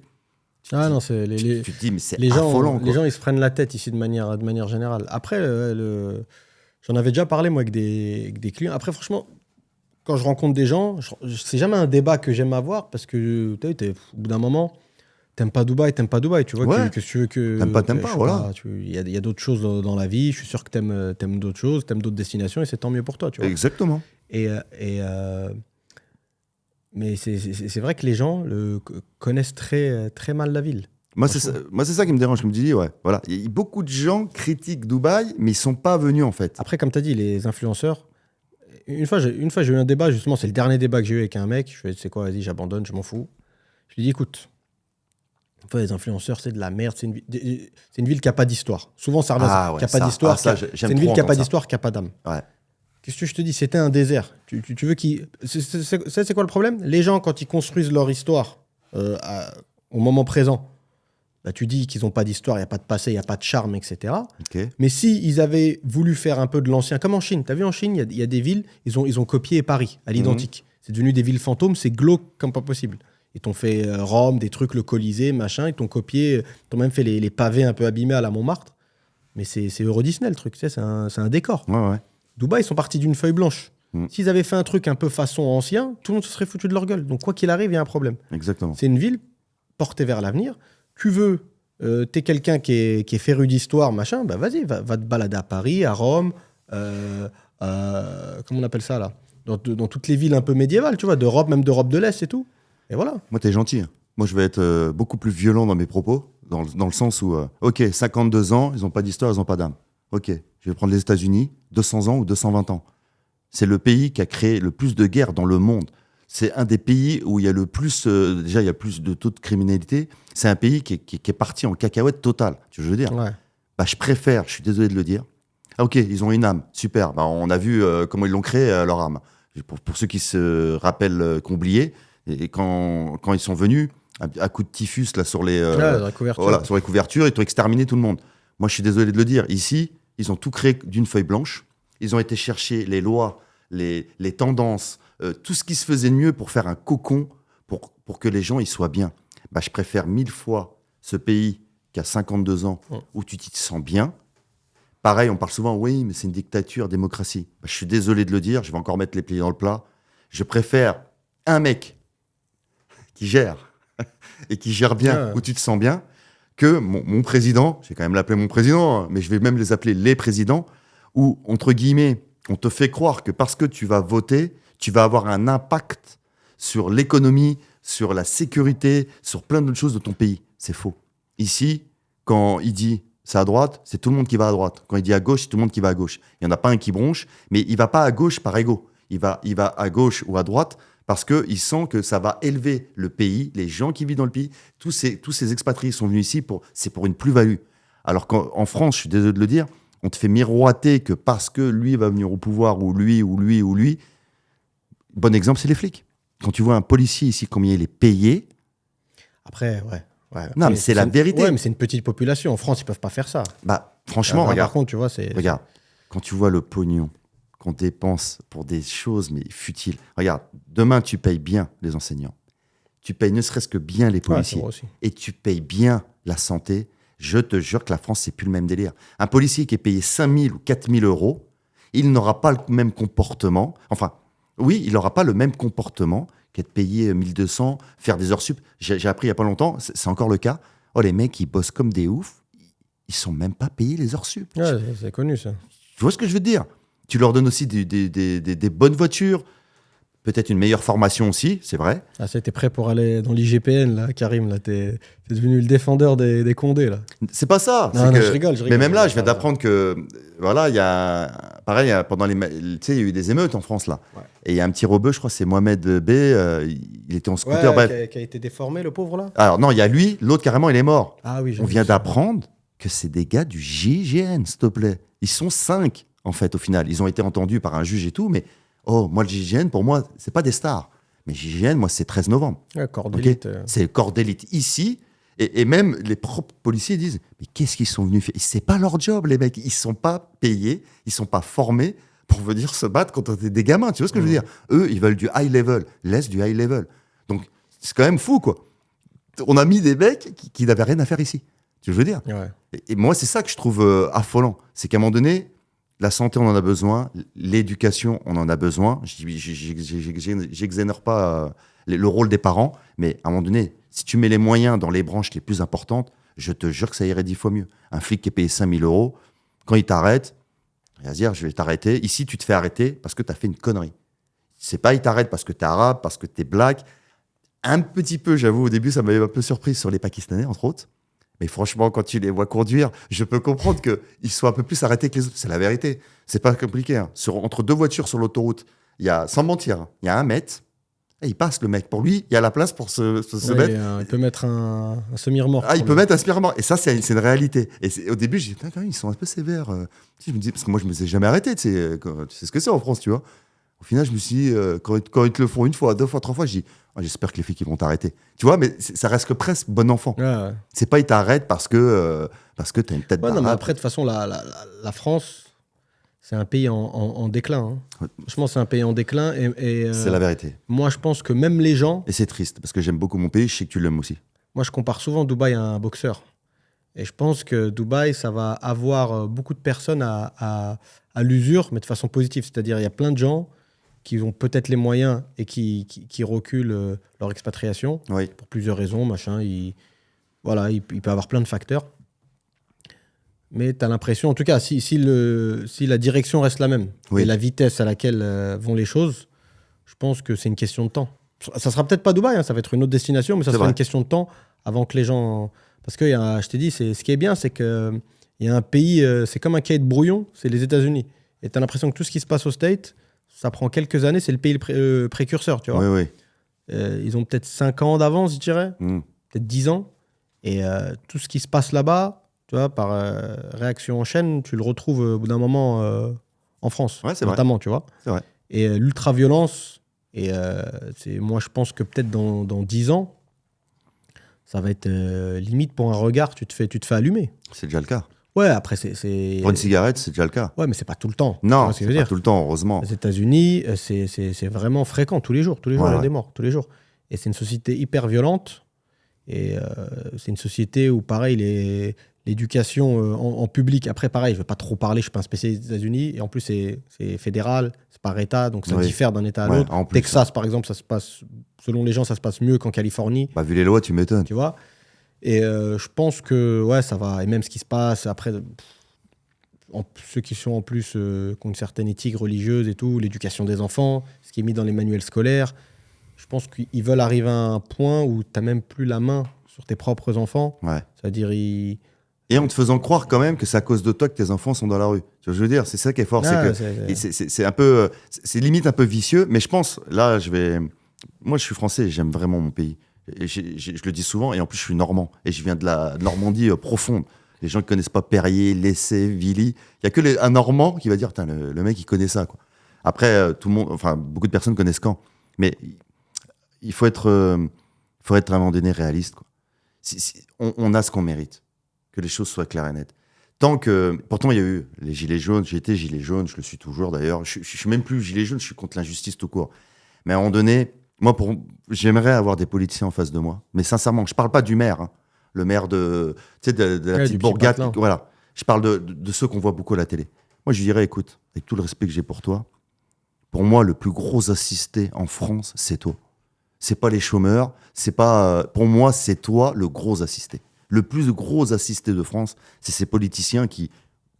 Ok, soi-disant, tu as fait des grandes études. Tu as fait des grandes études pour que le pays se retrouve dans cette situation-là. Mais c'est fait exprès. Mais c'est quoi ces études alors ? En fait, dis-moi plutôt que c'est une caste, on est tous entre nous, et on se refile le bébé, voilà. Et voilà, sois honnête, dis-le aux Français.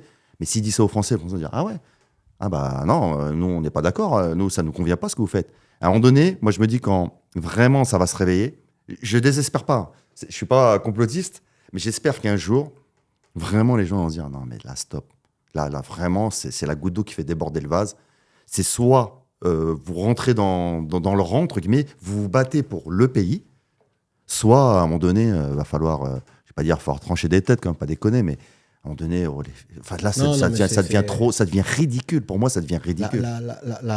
L'Europe, de manière générale, ce qu'ils appellent le vieux continent, c'est chaud. Moi, je pense que c'est en train de couler. Je n'ai pas fait tous les pays d'Europe. Déjà, les Anglais, c'est des malins. Quand l'Angleterre se barre, c'est que le bateau est en train de couler.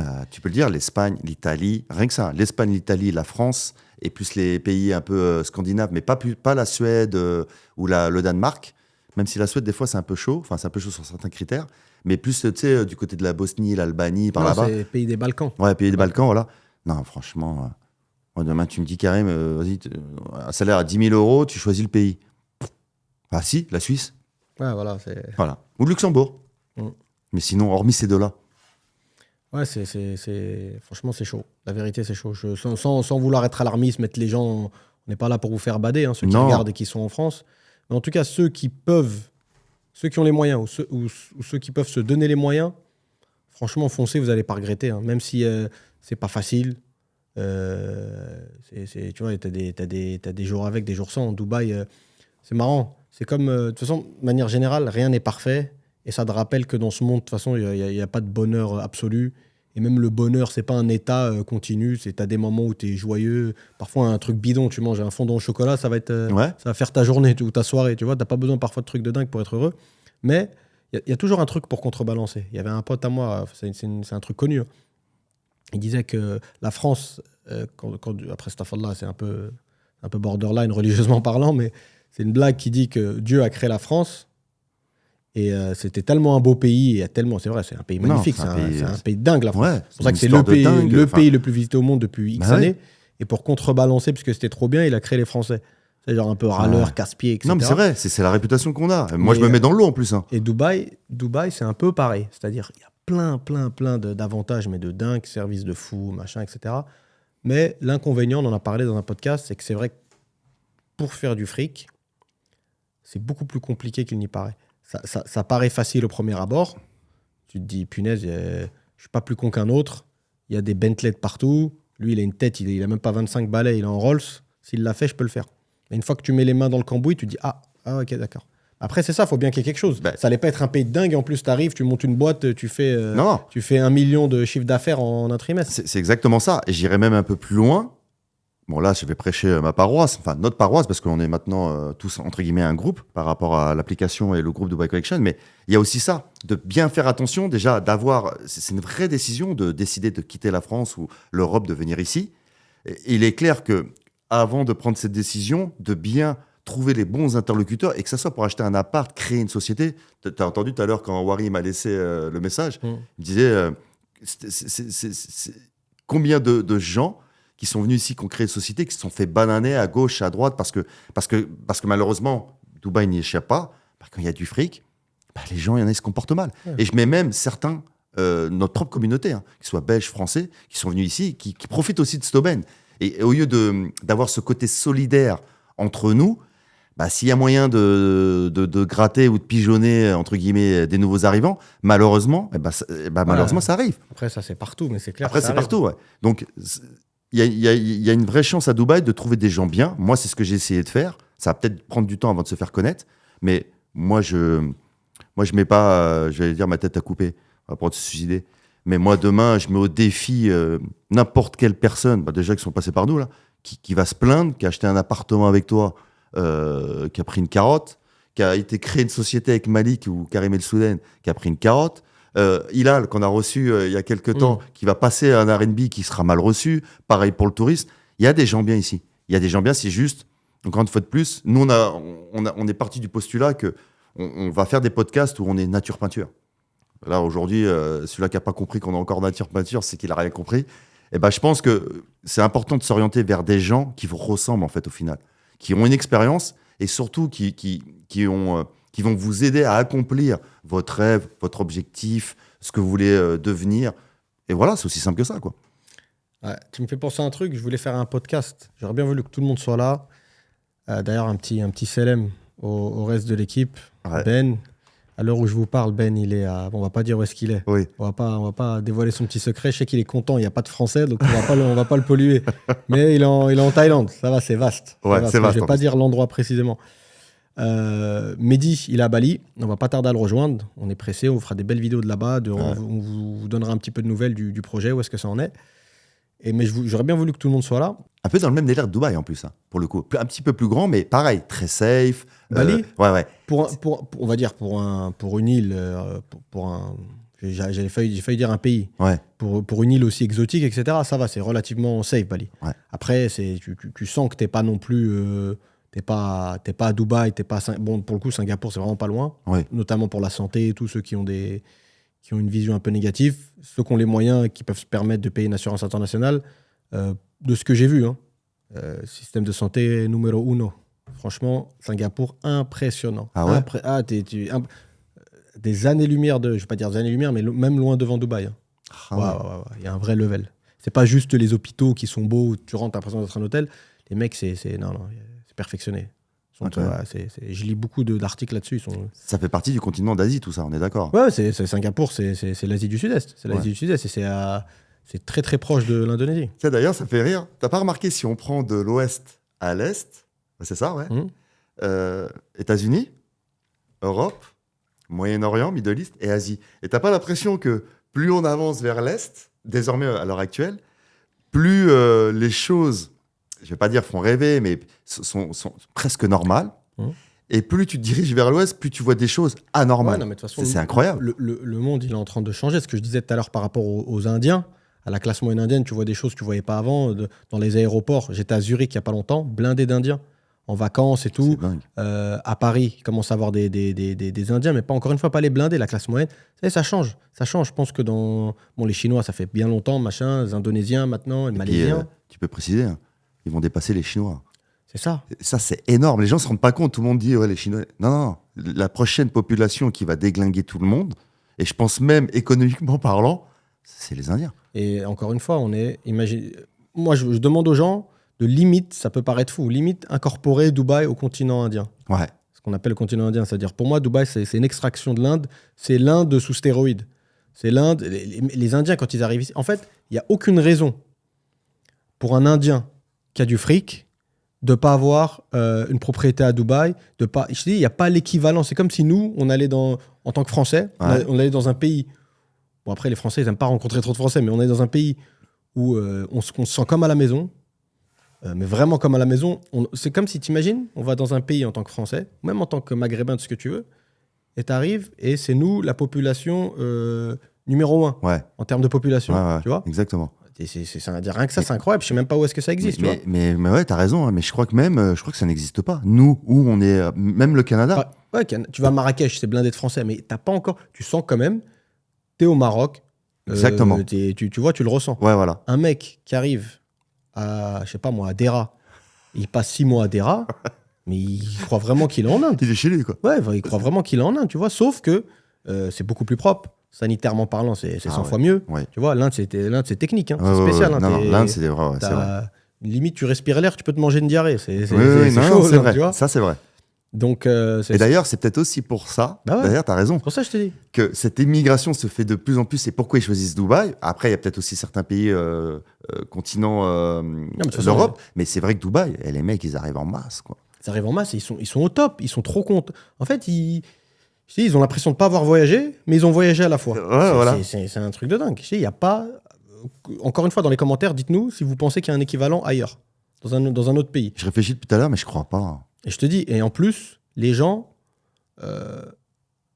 on va se parler clairement. Quand tu parles de diaspora, diaspora puissante, qu'est-ce qui revient? C'est les feuges. Oui. Diaspora libanaise. Ah oui, puissante. T'as qui d'autre? Dans certains pays, les Arméniens. Mais tu vois, très peu de personnes te parlent des Indiens. Alors que les Indiens, c'est une des diasporas les plus puissantes. Sauf que c'est des gens discrets, ils font pas de bruit, les gens se foutent un peu de leur gueule avec leur accent, truc. C'est pas des gens avec leur film, leur Bollywood de 3 heures, où le mec il se fait tirer dessus, il danse, il esquive une balle, tu connais. Mais c'est une diaspora. Tu sais qu'en Amérique, 30% des médecins sont d'origine indienne. Je vous invite aussi à regarder, allez sur Google, tapez la liste des Indiens CEO dans les plus grandes entreprises. Mais tu vas être choqué. De Google la liste, elle est longue, elle s'arrête pas. Harvard, tout ce qui est Silicon Valley, les hautes technologies, ils sont beaucoup aussi dans les pierres précieuses. D'ailleurs, toi qui les as un peu côtoyés, parce que ça peut être un élément intéressant aussi pour les gens qui vont nous regarder. Comment tu les définirais, je dirais, tu sais, on pourrait définir le français, râleur, l'arabe, ce que tu veux, le black, le chinois, mais eux, toi qui tu les as plus côtoyés que moi, parce que moi je parle pas un anglais de fou. Donc c'est vrai que moi ça me met une barrière entre guillemets. À part pour lui demander du riz tandoori, bien sûr. Ça c'était c'était la petite blague quand même. Toi, comment tu les définirais, toi qui les as côtoyés Après, franchement, j'ai pas. C'est comme chez nous, il y a un peu de tout ou... J'ai pas l'arrogance de dire que je maîtrise le sujet, je les connais aussi bien. La seule chose que je peux dire, c'est que c'est vrai qu'il y a une différence de malades, déjà, en fonction de quelle région ils viennent.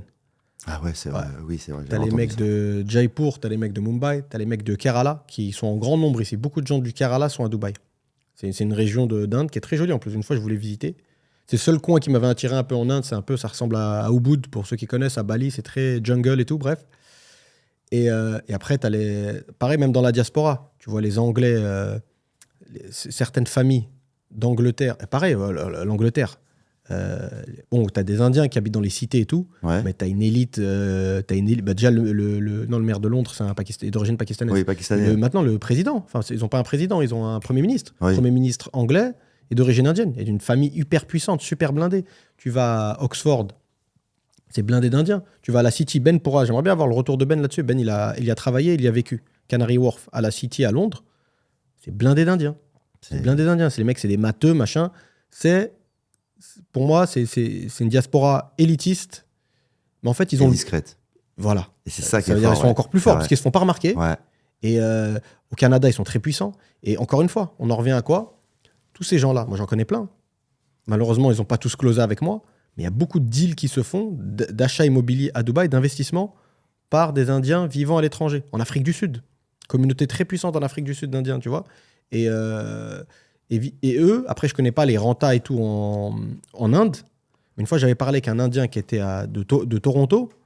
Et il m'a dit que pour lui, en fait, Dubaï, c'était une évidence. Il n'y a même pas, si tu veux, il y a même pas à le survendre. Tu sais, pour eux, c'est une évidence. C'est comme à l'époque, le vieux retraité parisien qui allait s'acheter à sa retraite, qui partait dans le sud de la France. Bah, c'est pareil. L'Indien qui est dans tel ou tel pays, bah, quand il a des sous à investir pour de l'immobilier, il vient à Dubaï. C'est aussi simple que ça. Je rigole tout seul parce que tu connais le sketch d'Alban Ivanov. Là, ça va bien. Bah, quand il dit, il est arrivé comme un pélican. Et là, en fait, c'est exactement ça. Les mecs, ils arrivent comme des pélicans. Tu les vois pas arriver. Ouais. À défaut de tacler au niveau de la carotide, eux, ils taclent même pas. Tu les vois, ils arrivent. Après, attention, ils sont durs en affaires. C'est ce qu'on m'a dit aussi. Ben pourra témoigner, ils sont très durs en affaires. Même le mec, tu le vois, il arrive dans la dernière Bentley Mulsanne et le mec, il lâche rien, même pour un demi-dirham. Parfois, si t'es nerveux, accroche ta ceinture. Hein. Ils sont durs en affaires. Mais après, c'est ce qui fait leur réussite. Hein. Ils sont durs en affaires. Globalement, c'est pas des gens agressifs, c'est des gens, tu vois, peaceful. Je sais pas si ça vient de leur religion ou de choses comme ça, mais ils sont globalement tranquilles. Après, ils ont d'autres codes. Si t'es pas habitué, c'est bizarre. Ils ont pas un truc tout con. Ils n'ont pas le même rapport à l'espace. Ça veut dire, t'es dans la queue à la banque, un Indien, tu vas sentir le souffle, sa respiration dans la nuque. Toi, tu te retournes, tu veux le balayer tout de suite, mais tu vois bien sa tête, pour lui, il a rien fait de mal. Ouais, c'est vrai. Il a rien fait de mal, tu vois. Tu fais truc, il te fait un petit sourire, il bouge sa tête. L'écologie aussi, je crois. Il jette des papiers. Ouais, c'est vrai. C'est vrai, hein. Non, c'est vrai ça. Mais donc ouais, franchement, Dubaï, ne serait-ce qu'avec la communauté indienne, Dubaï a de beaux jours devant elle, vraiment. Et pour revenir à tout à l'heure, je me suis coupé moi-même, pour le coup, je suis dérivé sur autre chose. Quand je disais que j'aurais bien voulu faire un podcast avec toute l'équipe par rapport à un sujet, tu l'as effleuré. Quand tu disais je suis revenu, j'ai fait Back to the Future, j'ai fait un retour en arrière. C'est du one shot. Quand tu disais, je trouve que c'est un sujet grave intéressant, ça. Et encore une fois, je suis sûr qu'on va pas être d'accord là pour ce coup-là. Tu disais que toi, c'est important pour les gens qui veulent s'expatrier, trouver des partenaires solides, des gens bien qui vont les accompagner. Mais après, en tant qu'entrepreneur et chef d'entreprise, machin, je ne vais pas dire que c'est un choix compliqué, mais après, franchement, si c'est compliqué. Parce que moi, je me suis aperçu pour l'avoir fait. Après, au bout d'un moment, il faut se poser la question entre la réputation, enfin l'accompagnement, machin, qui va te ramener une réputation. Ouais. Et après, au bout d'un moment, gagner sa vie. Les impératifs financiers. Parce que moi, de ce que je vois, hein, je ne te dis pas que les deux, il faut les dissocier absolument, mais au bout d'un moment, il y a une cassure. Tu peux pas. Si tu es trop dans l'accompagnement, trop dans le social, t'accompagnes, tu peux pas. Moi, ça m'est déjà arrivé. Parfois, j'étais gêné. C'est des familles, c'était un peu en galère. Tu les rattrapes en vol. Ils ont acheté chez la mauvaise personne. Bref, ça s'est mal passé depuis le début. Tu rattrapes. Mais après, au bout d'un moment, tu peux plus... Là, tu viens de donner la solution. Tu dis, on rattrape. Mais même au début. Moi, j'ai créé ce que j'ai créé, Dubai Connection. C'est pas pour rattraper. Justement, c'est parce que j'ai vu que, en plus, toi, le premier, je t'ai déjà vu, même Malik, rattraper des conneries que d'autres ont fait. Par pure. Rien à gagner, par pure gentillesse. Bah, moi, à partir du moment où je me rappelle d'un cas de figure, c'était avec toi, il y a un avec Malik. Il me contacte. Il voulait prendre un appart. Je sais pas ce qui se passe. Il est passé par quelqu'un d'autre. Donc, il a bien vendu du rêve là, sur les réseaux. Il me recontacte pour dire j'ai un problème. Et j'ai eu le même cas de figure aussi pour la création de société. Pour pinailler sur 2000, 3000 dirhams, sur 700 euros. J'ai dit, regarde, quand tu m'as contacté, je t'ai dit, moi, Karim Bouazza, fondateur de cette application et du groupe, passe par Abdel et passe par Malik. Je t'ai dit ça. Il dit oui. Je t'ai dit, c'est des gens de confiance. Il m'a dit oui. Je dis, pourquoi tu l'as pas fait? Ah, parce que... Regarde, me trouve pas d'excuses. Je vais quand même essayer de voir, mais à un moment donné, c'est compliqué. Par exemple, je sais pas comment c'est réellement dans l'immobilier quand il faut aider, mais je sais que c'est compliqué. Mais je sais que, par exemple, quand tu veux créer une société, tu as commencé avec un mec. Ouais, et pour rechanger de l'autre. Mais en fait, en gros, tu vas payer le double de ce que tu as voulu économiser. J'ose même pas imaginer. Je pense que pour sauver quelqu'un dans l'immobilier, quand il te contacte, alors qu'il n'est pas passé par toi, je pense qu'il faut connaître quelqu'un de bien chez Emar ou chez Azizi, qui va peut-être... Et encore, c'est même pas sûr. On a eu un cas de figure il n'y a pas longtemps. Tu m'as dit que ça allait être très compliqué. Pourtant, tu connaissais bien chez Azizi. Et ça, c'est pas fait. C'est compliqué. Donc, en fait, en gros, là où moi, je vais rebondir, c'est que l'objectif de tout ce qu'on met en place, et même ces podcasts aussi, c'est pour faire comprendre à tous ces Français, mais même tous les francophones, et même, c'est pas que la target, les francophones, même les Anglais se font avoir, même les anglophones. Ouais. C'est qu'avant de passer par ceux qui vont vous vendre du rêve, aller dans un groupe ou vers des professionnels qui, eux, vous disent la vérité, ne vous vendent pas du rêve. Peut-être qu'il y a des choses qui vont pas vous plaire. Peut-être qu'il y a des choses que vous allez moyennement apprécier, mais qu'est-ce qui est le plus important? On va parler portefeuille. C'est mieux de côtoyer des gens, des professionnels qui vont vous dire des vérités et qui vont vous emmener plutôt à la réussite que ceux qui vont vous... comment on dit ça? Qui vont vous donner... comment on appelle ça, tu sais? Quand tu donnes... pas vendre du rêve, tu sais, quand tu vas quand tu vas dans le sens de la personne et qu'au final, va vous mettre une douille. Bah, l'objectif, en tout cas, nous, ce qu'on a créé, c'est de faire en sorte que les gens... Bah, la cassure, elle va se faire ici, en fait. Tu auras le choix d'aller soit avec ce que tu as entendu, soit avec ce groupe-là. Le choix sera vite fait. C'est juste une question de communication, c'est juste une question de retour. Mais ça se fera quoi qu'il arrive, j'en suis persuadé. Parce qu'au final, et c'est pas moi qui le dis, c'est Hervé Serrol, pour ceux qui le connaissent ici à Dubaï, pour le coup, mais même un peu en France, c'est un élu des Français à l'étranger. Quand je l'ai rencontré la première fois, il m'a dit, Karim, tu sais pourquoi ça va marcher, ça va prendre du temps, parce qu'il va falloir mettre en place, mais pourquoi ça va marcher? Parce qu'à Dubaï, il y a une réelle demande et il y a un réel besoin de trouver des gens fiables. Et qui plus est pour la communiquer francophone. Pourquoi? Parce que nous, les francophones, bon, je ne vais pas employer le mot en arabe, mais je vais dire qu'on est des ânes. Pourquoi? Parce qu'on ne parle pas... Un Anglais, il a le choix d'aller voir un Arabe qui parle anglais, un Français qui parle anglais ou un Anglais qui parle anglais. Nous, les Français, à part voir des Français, on ne peut rien faire. Donc, tu peux te retrouver avec un mec, un Anglais, avec ton petit Anglais, il va commencer à t'emmener à gauche, à droite, et après, c'est foutu. Nous, on n'a pas ce truc de cultiver les langues, à part... on n'est pas réputé pour être bon en langue. Et donc, on est obligé d'aller voir des francophones. Donc, si tu as la chance de tomber sur un bon francophone, ça va bien se passer. Mais si tu tombes sur un mauvais, tu fais comment? Et toi, tu as déjà... les deux secteurs, pour moi, le tourisme, ça va, franchement. Enfin, ça va. Pour moi, vraiment, les deux secteurs où c'est vraiment, vraiment, vraiment problématique. Et là, on ne parle pas de... Déjà, l'immobilier, c'est un investissement à vie. Il faut être honnête. C'est clair. Même créer une société, tu peux vite te retrouver dans le rouge, mais très très vite, dépenser des ronds de fou. Bah, c'est marrant, mais c'est les deux créneaux où c'est là où il ne faut pas te tromper d'interlocuteur. C'est clair. En résumé, c'est pas parce que... en résumé, je vais être cash, c'est pas parce que vous voyez... comment dire? C'est pas parce que vous voyez la même personne ou les mêmes personnes sur les réseaux sociaux à payer à coups de pub, machin, entre guillemets, d'être inondés, que ce soit les meilleurs. C'est un leurre. En plus, on en parlait encore ce matin, où il m'expliquait que de temps en temps, c'est bien, par exemple, pour vendre un appartement, si t'es... Non, après, franchement, Karim, moi, je te dis la vérité. D'ailleurs, au petit passage, je passe un salam à Abdel Jalil. Très belle rencontre, Abdel Jalil, lui et sa famille, justement. J'ai pensé à lui quand c'est une personne qui avait une petite galère et on s'est rencontrés sur son trajet, on va dire. On s'est mis sur son trajet.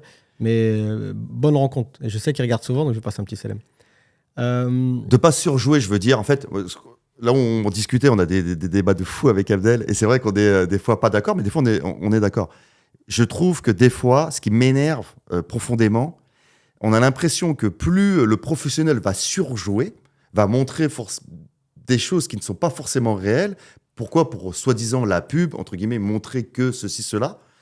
Bah, souvent, les gens se font avoir. Alors que moi, je trouve que, en résumé, plus la personne est authentique, plus elle sera crédible. Pour moi, moins elle est authentique, il faut se poser des questions. Il y a anguille sous roche.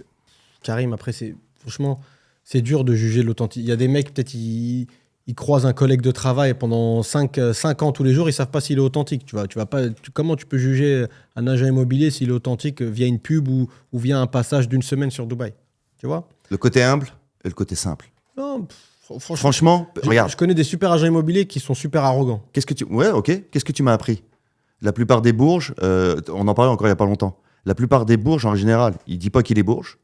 Et il est très humble, même dans les fringues. Il n'achète pas ce que le commun des mortels achète, Gucci, non, machin. On va pas se mentir.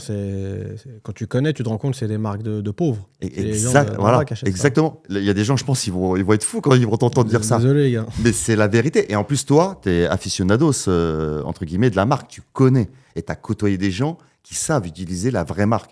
Moi, grâce à toi, j'ai appris que les vrais bourges... ça va, je suis pas... Ah, je crois que tu allais me dire grâce à toi. C'est Atman, ton styliste. Ouais, moi, c'est Atman. Mais grâce à toi, j'ai appris qu'en fait, les vrais bourges, ils n'achètent pas du Gucci. Ils achètent des marques où le petit logo, tu le connais même pas, mais les gens, entre eux, les bourges, il a mis du Loro Piana, tiens. Pas mal et tout. Bah, moi, je trouve que dans le business, c'est pareil. Quand le mec montre trop, bah, je trouve que c'est pas... Ça me fait penser, par exemple, souvent, tant pis, là, je vais pas me faire des amis, mais aux traders aussi. Il y en a beaucoup, tu sais, ici, que ce soit dans l'or, dans le Bitcoin, machin, qui te font voir un lifestyle, tu sais, qui aiment bien te montrer un lifestyle, et j'ai acheté ci, j'ai acheté ça, machin, nanana. Je me suis toujours posé la question. Je pense qu'il y en a, oui, ils font vraiment de l'argent et tout. Mais au final, je me dis, sur la proportion, je pense qu'il y en a quand même beaucoup. Tu vois, je veux dire, ou qui montrent, parce qu'en fait, c'est ça qui est fort, c'est que les gens ont besoin de rêver. On avait fait un podcast là-dessus. Mais c'est bien de rêver, mais tu peux rêver avec une certaine authenticité, avec une certaine réalité, avec un certain pragmatisme. Et ben c'est pareil quand tu vas choisir un professionnel, renseigne-toi un peu sur lui, essaye de voir s'il te dévoile un peu qui il est. J'ai pas dit forcément intimement, mais plutôt humainement et professionnellement. Et voilà, une fois que les cases sont cochées, voilà, tu y vas et rouler jeunesse, c'est aussi simple que ça. C'est aussi simple que ça. Ouais, c'est compliqué ce genre de débat parce que il y a des gens, humainement, ça peut être des merdes et au final, son boulot, il le fait. Il arrive à dissocier son boulot, il le fait bien. Eh ben, je préfère ça. Je préfère un mec qui, au début, va être...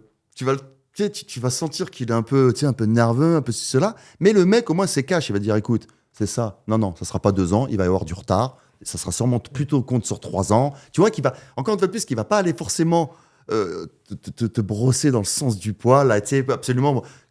Vas-y, signe une commission. Je sais plus c'est dans quel film, là, c'était une référence, c'est dommage, je l'ai oublié, là, elle est partie. Où le mec, il attend qu'un truc, c'est vas-y, signe.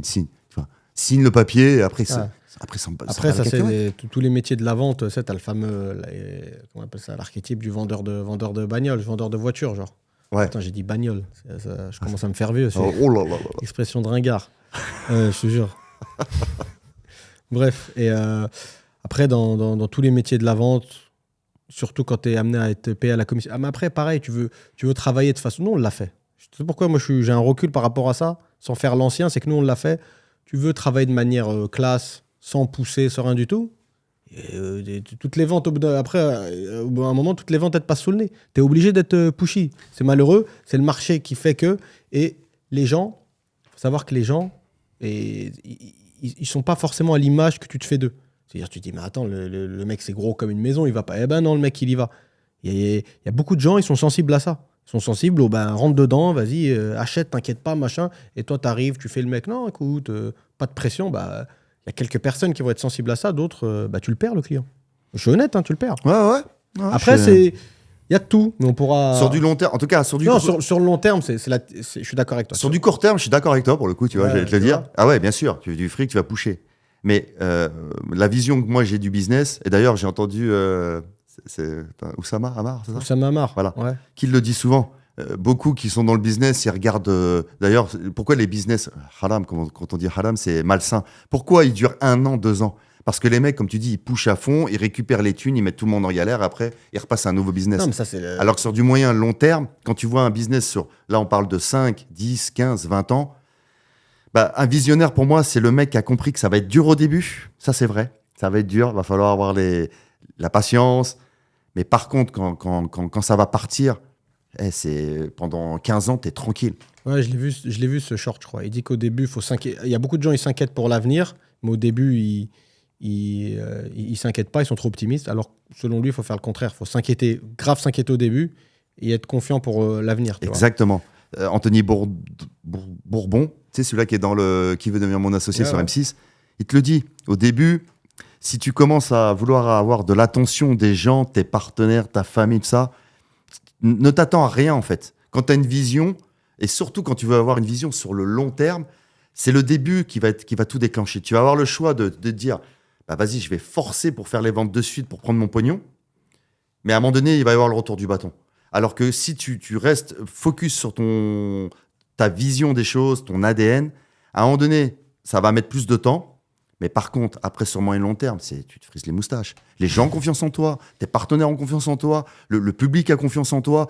Après, ça vient, mais c'est toi qui m'avais dit, le plus dur dans l'immobilier, c'est la première vente. Ouais. Après, c'est comme si tu ouvrais un robinet. Mais là, c'est même plus un robinet, là, c'est le barrage qui a sauté. Moi, je te le dis direct. En tout cas, c'est comme ça que je le vois. L'optimisme légendaire de Rimka. Et donc, en résumé, continuez à nous... Voilà, vous voulez acheter des appartements ou aller en vacances avec d'autres, allez-y, moi, ça me pose aucun problème. Il y a que les montagnes qui se rencontrent pas. Ce que je sais, c'est que... Ça part en menace. Si vous n'achetez pas Karim, il vient. Vous allez voir un mec cagoulé dans votre jardin, c'est Karim. Non, des fois, il faut un peu marquer les esprits, tu vois. Moi, je dis qu'en tout cas, on a déjà la chance d'avoir ce podcast qui change déjà beaucoup de choses. Et quand tu vois en plus les gens qui viennent ici dans ce podcast, je trouve qu'on est... c'est bien. Pour le coup, on n'est pas dans une case de fou, mais quand même, je trouve que c'est pas mal, tu vois, déjà. Donc déjà, si on est accueilli ici, c'est que déjà, on mérite d'être accueilli ici. Donc déjà, ça, c'est royal. Et au final, faites juste attention. Attends. Souvent, on dit, on se méfie plus... j'ai perdu l'expression. Mais en résumé, voilà, apprenez à sentir les gens, en fait. Au final, voilà. Surtout dans des secteurs vraiment où vous allez investir votre vie, peut-être vos familles, vos enfants, faites attention avec votre interlocuteur. Apprenez à regarder, pas l'iceberg qui est... Émergé, c'est ça ? Plutôt celui-là qui est immergé, c'est ça ? Submergé, ouais, je suis à l'ouest. Ouais, en tout cas, regardez plutôt l'iceberg qui est immergé, c'est-à-dire qui est dans l'eau, que celui-là qui est visible. Souvent, faites pas un Titanic, quoi. Ouais, voilà. Parce qu'en plus, l'iceberg... il est beaucoup plus... il peut faire 100 fois la taille de ce que vous voyez en fait au final. Donc vous ne faites pas avoir, c'est aussi simple que ça. Tranquille. On est bon, je crois que c'est plié. On a dévié de notre sujet de base, mais c'était très bien. Ouais, one shot, c'était pas mal. Ouais. Bon, est temps d'aller prendre une douche et dormir. Je sais pas encore. Moi je vais dormir. Non, c'est vrai, il est déjà 10h. Je vais dormir, mon Carimus. Comme d'hab, c'était un plaisir. Prenez soin de vous, commentez, likez, partagez, faites monter la chaîne. C'est lent, les gars, c'est lent. Quand est-ce qu'on va au moins monter à 1000 vues ? 1000 vues, les gars. On se donne un petit challenge, 1000 vues à la mi-septembre. Allez, sur chaque vidéo. Je pense que c'est atteignable. Pour le moment, on plafonne à 500. Ah, d'ailleurs, on pourrait leur demander un avis aussi, tiens, à tous ceux qui nous regardent. C'est un certain sujet qu'ils voudraient qu'on aborde aussi. Mieux que ça. Est-ce qu'ils préféraient plutôt des vidéos de 20 minutes ? Moi, je sais que mon ami Ramzi, il aime bien les podcasts. Lui, 30, il aime bien parce qu'en plus, comme il dit, il peut le couper et le reprendre. Ça, c'est un truc que j'aimerais bien savoir de la part des internautes. Est-ce que ce serait mieux un podcast de 15, de 20, de 25, de 50, de 1 heure ? Ça, c'est une donnée qui nous intéresse. Moi, pour le coup, ça m'intéresserait de savoir quel serait pour vous le meilleur des podcasts ? Est-ce que ça doit tenir sur 15, 20, 50 minutes, une demi-heure ? Ça, c'est vraiment un retour que j'espère qu'on aura rapidement. Inch'Allah. Prenez soin de vous. Ciao. Bye. Salut.